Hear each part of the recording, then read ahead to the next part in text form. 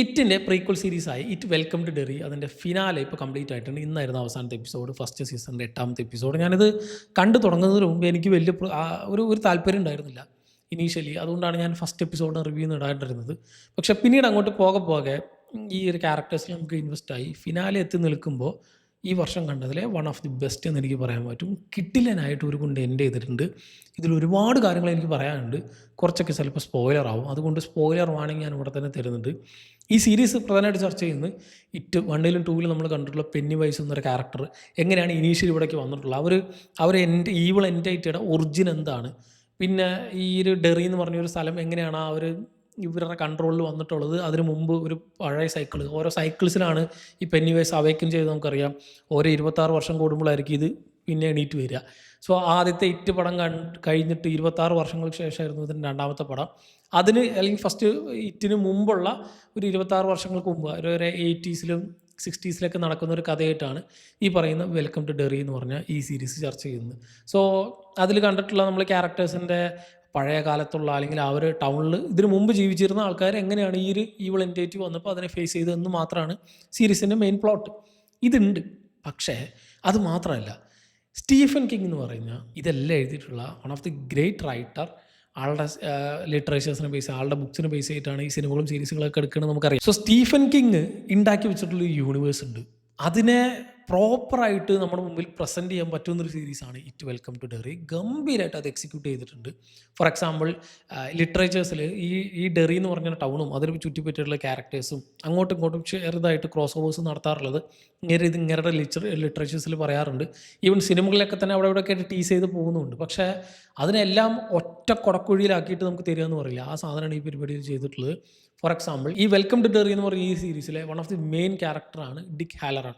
ഈ ഡിക് ഹാലറോൺ നമ്മുടെ ഷൈനിങ് എന്ന് പറഞ്ഞ പടമില്ലേ, ഈ ഹൊറർ സിനിമകളും സീരീസുകളൊക്കെ കാണുന്നവർ കണ്ടിട്ടുണ്ടാവാതിരിക്കാൻ ചാൻസ് ഇല്ല. അത്ര ഗംഭീര ഒരു പടമാണ് നമ്മുടെ ഷൈനിങ് എന്ന പടം. ഭയങ്കര ഫേമസ് ആയിട്ടുള്ളൊരു പടമാണ്. അതിൻ്റെ സീക്വലും ഉണ്ട്, ഡോക്ടർ സ്ലീപ്പ്. ഈ ഷൈനിങ്ങിൽ ഒരു ഹോട്ടലുണ്ട്, നമുക്ക് എല്ലാവർക്കും അറിയാമല്ലോ. ആ ഹോട്ടലിൽ വർക്ക് ചെയ്യുന്ന ഒരു ക്യാരക്ടറാണ് ഈ ഡിക് ഹാലറോൺ. സോ ആ ക്യാരക്ടർ എങ്ങനെ അവിടേക്ക് എത്തി എന്ന് ഇതിലായിരിക്കും നമുക്ക് കാണിച്ചു തരിക. സോ അങ്ങനെ ഒരു ഷെയർഡ് യൂണിവേഴ്സ് പോകുന്നുണ്ട്.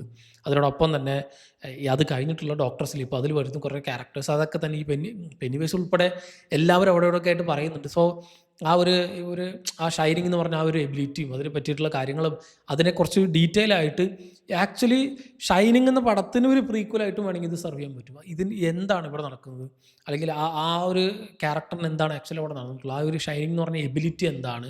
അത് നമ്മളിപ്പോൾ ഡോക്ടർ സ്ലീപ്പിൽ കണ്ടിട്ടുള്ള ഒരു ക്യാരക്ടർ, ആ ഒരു കുട്ടി ക്യാരക്ടർ നിക്കോ അങ്ങനെ എന്തായിരുന്നു, ആ ഒരു ക്യാരക്ടറിന് ആ ഒരു എബിലിറ്റി എങ്ങനെയാണ് വരുന്നത്, എന്താണ് അത് വെച്ചിട്ടുള്ള ഉപയോഗം എന്തൊക്കെയാണെന്ന് ഒരുപക്ഷെ ഈ സീരീസിൽ നമുക്ക് കാണാൻ പറ്റും. ഇതേപോലെ തന്നെ ഷോഷാങ്ക് റിഡംപ്ഷൻ ഒട്ടുമിക്ക എല്ലാവരും കണ്ടിട്ടുള്ള ഒരു സാധനമായിരിക്കും.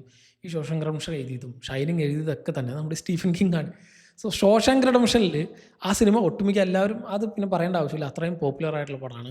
One of the most watched അല്ലെങ്കിൽ ഏറ്റവും അധികം പോപ്പുലർ ആയിട്ടുള്ള one of the greatest movie of all time എന്ന് എടുത്താൽ നമുക്ക് പറയാൻ പറ്റുന്ന ഒന്നാണ് ഷോഷാങ്ക് റിഡംപ്ഷൻ. ആ സിനിമയിൽ ഷോഷാങ്ക് എന്ന് പറഞ്ഞ ഈ പ്രിസൺ ഈ ഡെറി എന്ന് പറഞ്ഞ ടൗണിൻ്റെ അടുത്താണ്. ഈ മെയിൻ എന്ന് പറയുന്ന ഈ സീരീസിലെ സിനിമകളിലൊക്കെ തന്നെ ഇറ്റിലെ കഥ നടക്കുന്ന ടൗണിൻ്റെ അടുത്താണ്. സോ ഇവിടെ നിന്നൊരു ക്യാരക്ടറിനെ പോലീസ് പിടിച്ചിട്ടുണ്ടെങ്കിൽ അവരെ കൊണ്ടിടുന്ന ജയിൽ ഒരുപക്ഷെ ഷോഷാങ്കിലായിരിക്കും. സോ ഇങ്ങനെ വളരെ മൈന്യൂട്ടായിട്ടുള്ള കുറച്ച് സാധനങ്ങൾ അവിടെ ഇവിടെയൊക്കെ വെച്ച് ഒരു പ്രോപ്പർ ക്രോസ് ഓവർ ഇവർക്ക് ചെയ്യാൻ പറ്റുന്നുണ്ട്.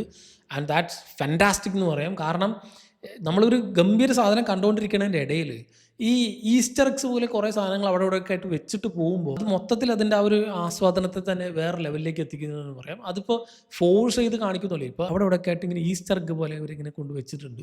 അതൊക്കെ മനസ്സിലാക്കി എടുക്കുമ്പോൾ കുറച്ചും കൂടി രസമാണ്. ആൻഡ് അതുകൂടാതെ ജസ്റ്റ് ഈസ്റ്റർ എഗ്സ് മാത്രമല്ല, നല്ല ഗംഭീരമായിട്ടുള്ള പ്ലോട്ട് ലൈൻ ഇതിനുണ്ട്. തുടക്കം മുതൽ ഫസ്റ്റ് എപ്പിസോഡിൽ കുറച്ച് പിള്ളേരെ നമ്മൾ കാണും.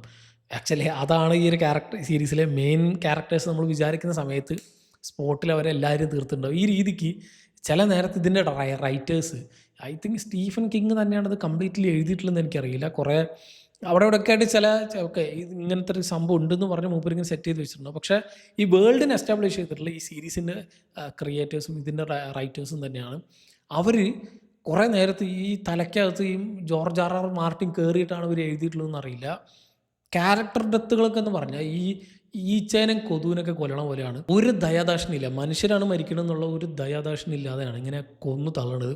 ആറഞ്ചം പുറഞ്ചം കൊല്ലും. പെന്നിവൈസ് വന്ന് ചതറയ്ക്കും. So it's a very much violent and ഒരു എ റൈറ്റഡ് സാധനമാണെന്ന് പറയാം. കുട്ടികൾക്ക് കാണേണ്ട സാധനം. നമുക്ക് ഇറ്റ് കണ്ടാൽ തന്നെ അറിയാലോ.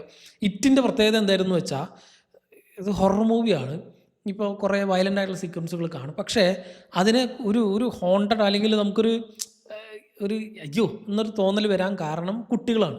ബാക്കി എല്ലാ ഹൊറർ സിനിമകളിലും വലിയ മാട് പോലെ വളർന്ന കുറേ സാധനങ്ങൾ അറിഞ്ഞ മുറിഞ്ഞ് മരിക്കും. അതൊന്നും നമുക്ക് വലിയ വിഷയമില്ല. പക്ഷേ കുട്ടികൾ മരിക്കുമ്പോൾ നമുക്ക് ഒരു ഒരു ഒരു ഫീലിംഗ് ഉണ്ടാവില്ല. ആ സാധനത്തിനെ ഇവർ അറഞ്ചം മുറഞ്ചം കുട്ടികളെയൊക്കെ കൊന്നു. ഒരു കുട്ടിയെന്നല്ല, എല്ലാവരും അങ്ങനെ ചതറിച്ചങ്ങോട്ട് തീർക്കുകയാണ്. സോ ഒരുപാട് വയലൻ്റ് ആയിട്ടുള്ള സാധനങ്ങൾ ഇവർ ചെയ്തിട്ടുണ്ട്. അതുകൂടാതെ ഗംഭീരമായിട്ടുള്ള കുറേ ക്യാരക്ടേഴ്സിനെ കൊണ്ട് പ്ലേസ് ചെയ്ത് ഭയങ്കര വലിയ നമുക്ക് ഇമോഷണലി അറ്റാച്ച് ആവുന്ന കുറേ ക്യാരക്ടേഴ്സിനെ ഒരു ദയില്ലാതെ കൊന്ന് അതിലും കുറേ സാധനങ്ങളൊക്കെ വെച്ച് നമുക്ക് ചില നേരത്തൊക്കെ കുറേ സ്ട്രേഞ്ചർ തിങ്സ് വൈബും തന്ന്, ചില നേരത്തൊക്കെ ഈ പറഞ്ഞ പോലെ പക്ക ഇറ്റിൻ്റെ ആ വൈബും, ഇങ്ങനെ എല്ലാം കൊണ്ടും ഒരു പ്രോപ്പർ ഫൺ വാച്ച് തന്നെയായിരുന്നു എന്നെ സംബന്ധിച്ച് പേഴ്സണലി. ഒരുപാട് നല്ല പൊട്ടൻഷ്യലോടെ കൊണ്ട് ഞാൻ ഇതുവരെ നിർത്തിയിട്ടുള്ളതും. കാരണം ഇത് മാത്രമല്ല, ഞാൻ കണ്ടു കഴിഞ്ഞ് വരുമ്പോൾ ഞാൻ വിചാരിച്ച് ഓക്കെ ഒരു പ്രോപ്പർ സാറ്റിസ്ഫൈങ് എൻഡിലാണ് കൊണ്ട് നിർത്തുന്നത്. ഓക്കെ ഇറ്റ് 1 ഉണ്ട്, 2 ഉണ്ട്, ഒരു പ്രീക്വൽ ഉണ്ട്, നിർത്തി.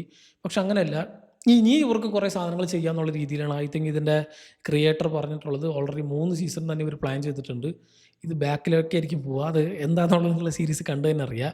സോ ആ ഒരു സ്റ്റേജിങ്ങും ഒരു വേൾഡ് ബിൽഡിങ്ങും ഇനി അങ്ങോട്ട് ഇതിൻ്റെ പൊട്ടൻഷ്യൽ എല്ലാം കൂടി വെച്ചിട്ട് ഒരു ഗംഭീര സീസണായി മാറിയിട്ടുണ്ട്. ഞാൻ തുടക്കത്തിൽ എനിക്ക് തീരെ താല്പര്യമില്ലാതെ കണ്ട സാധനം അവസാനം എത്തിയപ്പോൾ പോരാ, ഇനിയും വേണം, അടുത്ത സീസൺ ഇപ്പോൾ തന്നെ കാണണം എന്നുള്ള രീതിയിലാണ് കൊണ്ട് നിർത്തിയിട്ടുള്ളത്. So good, so well return.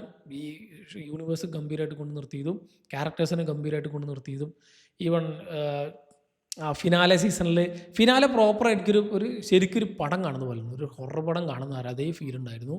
ഒരു സെക്കൻഡ് പോലും ലാഗില്ലാതെ ത്രൂ ഔട്ട് എൻഗേജിങ് ആയിട്ട് പോകുന്ന ഒരു ഗംഭീര ഫിനാലെ തന്നെയാണ് ഇറ്റിൻ്റെ ഈ ഒരു വെൽക്കം ടു ഡെർക്കി ഉള്ളത്. ആ ഒരു ത്രൂ ഔട്ട് ജേർണി അടിപൊളിയായിരുന്നു. എനിക്ക് ഇതിൽ ഏറ്റവും ഹോണ്ടിങ് ആയിട്ട് ഫീൽ ചെയ്ത കുറേ സീക്വൻസുകളിൽ, അല്ലെങ്കിൽ ഭയങ്കര ഗംഭീരമായിട്ട് എക്സിക്യൂട്ട് ചെയ്തു എന്ന് പറഞ്ഞൊരു സീന് ഇതിൽ സെക്കൻഡ് എപ്പിസോഡിൽ എന്തോ ഒരു കുട്ടിയുടെ ബെഡ്റൂമിൽ അവരെ അമ്മയുടെ വയറ്റിൽ നിന്ന് ആ ഒരു കുട്ടീനെ അമ്മ കൊന്നു എന്ന് പറഞ്ഞിട്ട് ഇങ്ങനെ വരുന്ന ആ ഒരു സാധനം, അപ്പോൾ ആ അമ്പലിക്കൽ കോഡ് ഇങ്ങനെ വലിച്ചെടുത്ത് അതിൻ്റെ വയറിൽ വായ വന്ന് ആ വായലിൻ്റെ ഉള്ളിൽ കയറാൻ പോകുന്നൊരു സീക്വൻസ് ഉണ്ട്.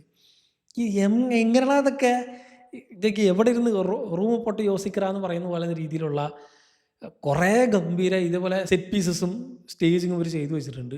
ഈ ഒരു മെയിൻ ക്യാരക്ടറിൻ്റെ കണ്ണിങ്ങനെ പുറത്തേക്ക് വരും, കണ്ണിങ്ങനെ അങ്ങനത്തെ അതായത് ഭയങ്കര വിയേർഡായിട്ടുള്ള കുറേ സാധനങ്ങൾ അവർ ചിന്തിച്ച് എഴുതിയിട്ടുള്ളത്. സോ എന്നെ സംബന്ധിച്ച് എനിക്ക് നല്ലൊരു ഫൺ വാച്ച് തന്നെയായിരുന്നു. ത്രൂ ഔട്ട് എല്ലാ എപ്പിസോഡുകളിലും ഇതുപോലെ കുറേ ഈ അടുത്ത എപ്പിസോഡിൽ ഇതിനപ്പുറത്ത് ഇനി ഇവർ എന്താ കാണിക്കാൻ പോകുന്നതെന്ന് വിചാരിച്ചിട്ടായിരുന്നു ഓരോ എപ്പിസോഡുകളും കണ്ടുകൊണ്ടിരുന്നത്.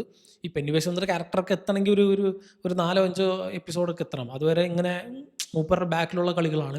ആളെ ഇറങ്ങി കളിക്കുന്നതൊക്കെ ഫുൾ അവിടെ നിന്നാണ്. അവിടുത്തെ അങ്ങോട്ട് ഒരു പക്ഷേ സീരീസ് ആയതുകൊണ്ട് തന്നെ നമുക്കറിയാം സിനിമകളേക്കാൾ കൂടുതൽ സ്ക്രീൻ പ്രസൻസ് ഇതിലുണ്ട്.